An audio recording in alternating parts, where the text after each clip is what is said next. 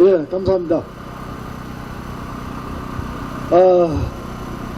우리 애국 국민 여러분, 요즘 많이 답답하시지요? 예, 저도 많이 답답합니다.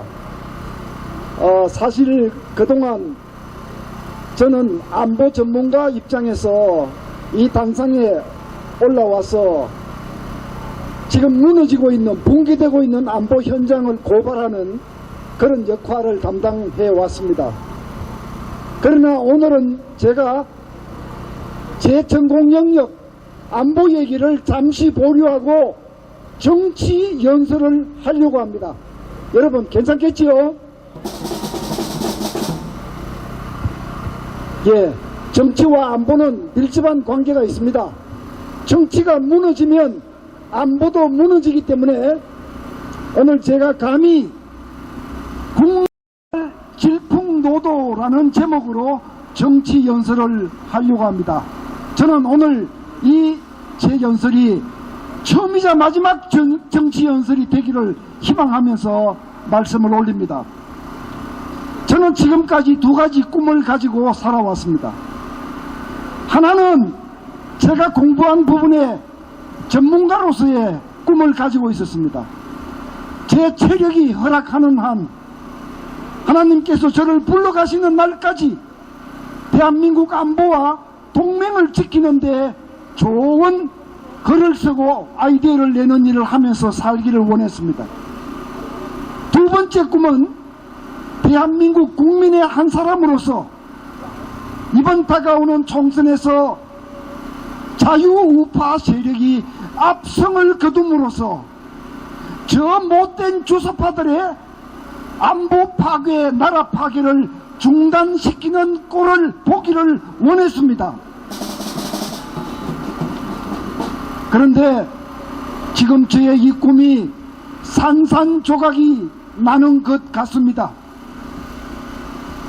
모든 국민들, 대한민국을 사랑하고 자유민주주의를 수호하는 우리 국민들이 분열되고 있기 때문에 드리는 말씀입니다.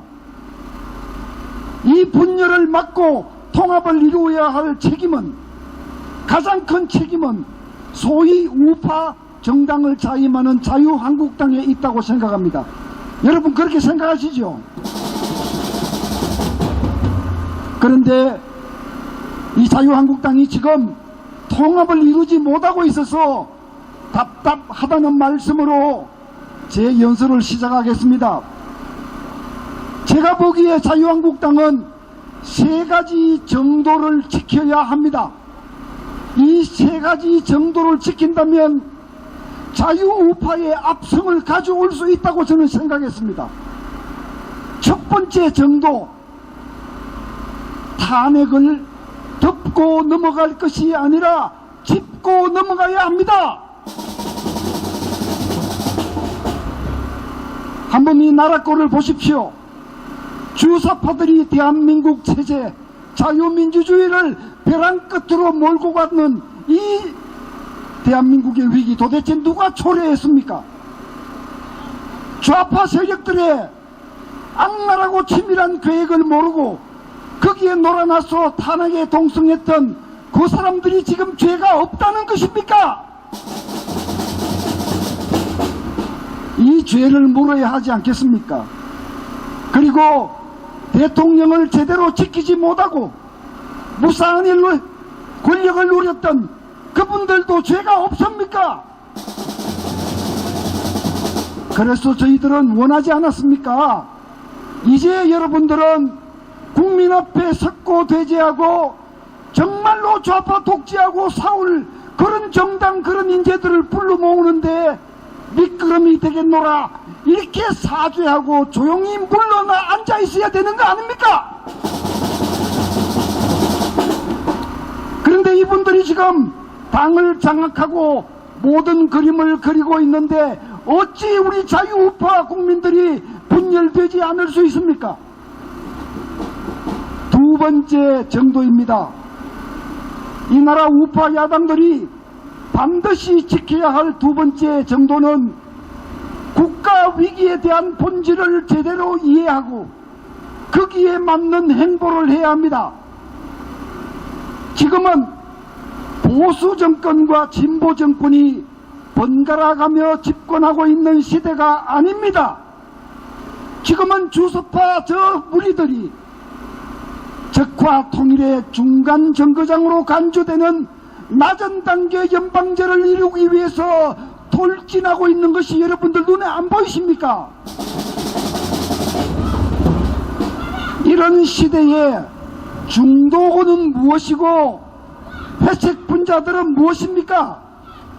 지금 이런 시대에 국가위기, 안보위기에 아무런 관심도 보이지 않았던 회색 인자들, 그리고 수많은 애국 시민들이 길거리에서 풍찬 노숙을 하다시피 고생할 때 콧배기도 베지 않았던 사람들, 이런저런 애매한 사람들로 공천심사위원회를 만들어서 어떻게 좌파 독재와 싸우겠다는 겁니까?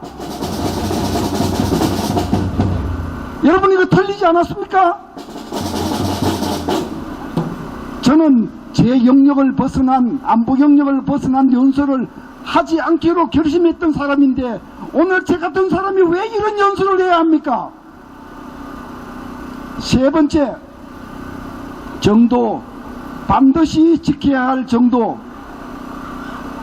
온 나라 광장들을 태극기 물결로 뒤덮고 온 6월 때약빛을 맞고 한겨울 비바람을 무릅쓰고 이 광장을 메우고 좌파 독재와 싸워온 광장의 사람들, 광장의 애국시민들, 그 수많은 시민단체들, 그 수많은 전문가들 목소리는 다 어디 가고 당신들이 지금 다 짱을 다 지우지 한다는 것입니까? 이분들의 역량, 이분들의 목소리가 포함되어야 되지 않습니까, 여러분? 지금 자유한국당이 그리는 그림은 철저히 자기들이 공생하겠다는 것 아닙니까? 역사의 죄를 짓고 뒤안길로 다소곳이 물러나 앉아있어야 될 사람들이 자기들이 책상머리에 앉아서 협상하고 지분 나누고 개파 갈라먹고 지금 그거 우리가 보게 생겼습니까? 지금 제가 자유한국당이 지켜야 할 세 가지 정도를 말씀드렸는데 여러분 다 공감하시죠? 그러나 저는 희망을 버리지 않았습니다. 아직은. 아직은 이분들이 정도로 돌아와서 자유우파 국민을 하나로 묶어주기를 아직은 기대하고 있습니다. 그렇다면 간단합니다. 탄핵을 덮고 넘어가지 않고 짚고 가겠다라는 결의를 보이면 됩니다. 탄핵의 적법성과 정당성을 다시 따져보건대라고 그렇게 하면 되는 겁니다. 맞습니다. 우리가 촛불 광풍 속에 문재인 정권을 출범시켰지만 언제 대한민국 자유민주 체제를 송두리째 말아먹으라는 권리를 위임한 적이 있습니까? 이거 따지겠다고 하면 되는 겁니다. 그리고 이 엄중한 시기에 애매한 중간지대 중도니 뭐니 하는 인사로 구성된 저 공천심사위원회를 해체하고 국민공천심사위원회를 만들면 되는 겁니다. 그렇게 해서 진정 이 나라의 체제 위기를 극복하고 좌파들과 싸워 이길 수 있는 그런 인재들, 이 광장을 가득 메운 우리 태극기의 열기, 이런 사람들, 이런 일꾼들을 두루 불러 모아서 이제는 더 이상 웰빙 정당 하지 않겠다, 제대로 자유민주주의를 수호하는 정당이 되겠다, 이렇게 결의를 보이면 되지 않습니까, 여러분? 맞습니다. 왜 그렇게 못하는 겁니까? 지금이라도 그렇게 하시기 바랍니다. 이제 제가 문제점도 말씀드렸고 아직 기대를 저버리지 않았다는 말씀도 드렸습니다. 마지막으로 두 가지 경고를 드리고 물러나겠습니다. 자유한국당과 우파를 자임하는 정당들이 저희의 이런 목소리를 수용하지 않고 계속해서 나누어 먹기, 지분 챙기기, 자리 챙기기, 내 똘마니 챙기기, 수십 년 동안 보아온 지긋지긋한 그런 정치를 한다면 제가 다음과 같이 두 가지를 경고합니다. 첫째, 지금 여러분들이 그리고 있는 그 그림은 통합이 아니라 분열이다. 지금 그렇게 그림을 그리면요, 많은 자유우파 국민들의 냉소를 초래할 것이고, 그렇게 되면 저와 여러분이 바라는 자유우파의 압승은 물거품이 될 수 있습니다. 자기들은 살아남겠죠. 자기들은 살아남겠죠. 그러나 우파 국민이 원하는 압승은 물거품이 되고 마는 것입니다. 그래서 제가 요구합니다. 지금 그런 그림을 그리고 있으면서 여기에 따라오지 않으면 분열이다, 내부 총질이다, 그런 격반하장 궤변을 즉시 멈추시기 바랍니다. 맞습니다. 두 번째, 마지막 경고입니다. 국민이 만들어내는 광풍, 국민발 질풍노도를 두렵게 생각하시기 바랍니다. 지난 총선 때 우리 보지 않았습니까? 당시 여론조사에서 새누리당이 180석을 먹을 수 있다고 여론조사에서 우세를 보였습니다. 그러나 꼴볼견 공천 파동을 거치면서 국민의 분노를 산 결과 새누리당은 소수당으로 전락하지 않았습니까? 한 번 더 역사의 죄를 짓겠습니까? 여러분들이 이 길을 계속 간다면 국민은 또다시 분노할 수 있고, 이제는 저 좌파 세력과 싸우기 위해서라면 진정한 자유우파 정치 세력이 필요한데, 당신들이 그것을 가로막고 깔고 뭉개기를 계속한다면 이제는 야당 심판부터 먼저 해야 한다는 국민의 분노가 일어날 수 있다는 것을 명심해야 합니다. 맞습니다. 여러분, 제 말씀에 공감하십니까? 예, 이것이 제가 오늘 전문가가 나와서 정치 연설을 했는데 처음이자 마지막 정치 연설이 되었기를 희망하면서 물러가겠습니다. 제18대 대통령에 당선된 박근혜 대통령은 51.6%인 1,500만 여표로 대한민국의 최초 여성 대통령이 되셨습니다. 부친 박정희 대통령의 정신을 가지고 대한민국과 결혼했다고 하는 그는 오직 대한민국만을 바라보고 국정을 해오던 중 온갖 불의한 세력들에 의해 탄핵이라는 어처구니 없는 불행한 사태를 맞아 지난 2017년 3월 31일 서울구치소에 수감되어 지금까지 옥살이를 하고 있습니다. 시간이 지나면서 박근혜 대통령의 결백이 알려지고 있는 가운데 분노하고 있지만 정작 박근혜 대통령께서는 구치소 안에서 홀로 꿋꿋이 투쟁을 하며 3년, 30년, 300년을 구형하던 불의한 재판에 타협하지 않고 계십니다. 박근혜 대통령의 존재가 정의와 자유를 사랑하는 정의로운 국민들의 희망일 것입니다. 하지만 오랜 기간 동안 구치소 생활 가운데 정신은 강할지라도 육신은 쇠약해져 계실 것입니다. 이에 여러 국민들의 도움이 절실히 필요합니다. 그것은 바로 엽서와 서신 보내기입니다. 지금까지 엽서 서신 보내기에 동참한 국민들은 약 15,000명 내외로 보여집니다. 이는 박근혜 대통령을 18대 대통령으로 선택해 주신 유권자 1,500만 명의 0.1%에 해당하는 아주 적은 수치입니다.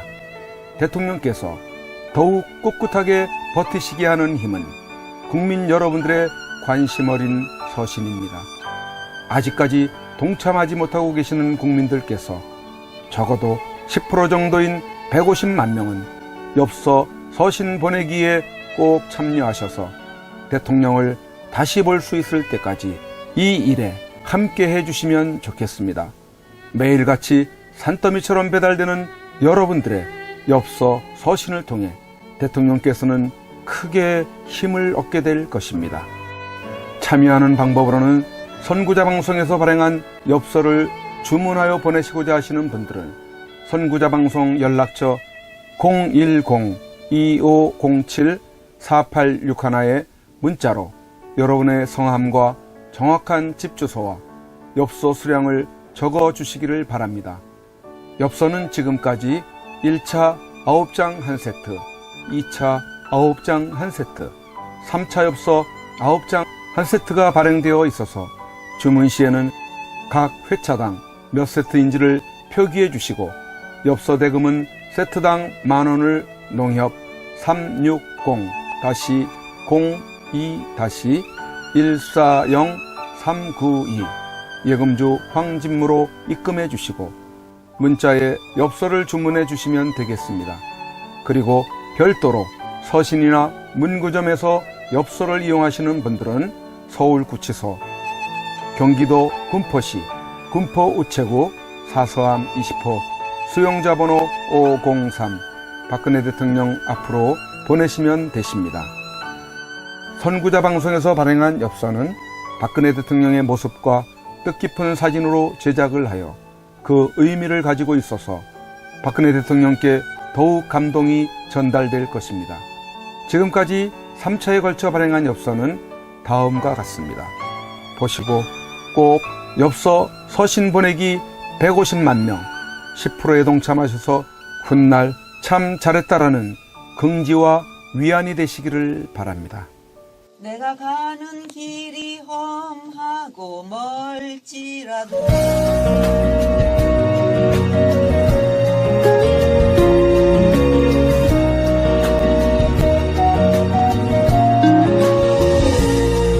내가 가는 길이 험하고 멀지라도 그대 함께 간다면 좋겠네. 우리 가는 길에 아침 햇살 비치면 행복하다고 말해주겠네. 그대와 행복을 만들어요. 우리 모두 함께 손에 손을 잡고서 행복의 나라를 만들어봐요. 때론 지루하고 외로운 길이라도 그대 함께 간다면 좋겠네. 때론 즐거움에 웃음 짓는 나날이어서 행복하다고 말해주겠네. 그대와 행복을 만들어요. 우리 모두 함께 손에 손을 잡고서 행복의 나라를 만들어봐요. 우리 국민들은 바란다. 부디 대통령님께서 강한 정신력으로 버티시고 건강을 유지하셔서 반드시 복귀하시고 형편없이 무너지고 부패하고 비리 공화국이 되어버리고 빨갱이들로 점령되어버린 이 땅을 기경하여 다시 씨를 뿌리고 옥토로 만들어 다음 통일한국을 일구어갈 나라로 만들어 주기를. 왜냐하면 박근혜 대통령님만큼 깨끗하여 믿을 만한 사람이 없기에. 국민 여러분의 행복이 곧 저의 행복입니다.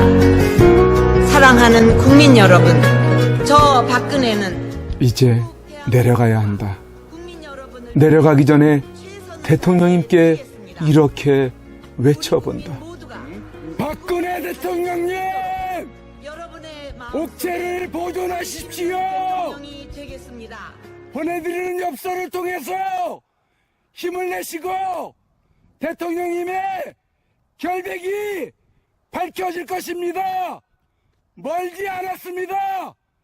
더 꿋꿋이 버텨주시고 많은 국민들을 통해서 많은 엽서를 또 많은 편지를 보내드리도록 그렇게 힘쓰겠습니다. 건강을 지켜주세요. 안녕히 계세요. 그대와 행복을 만들어요.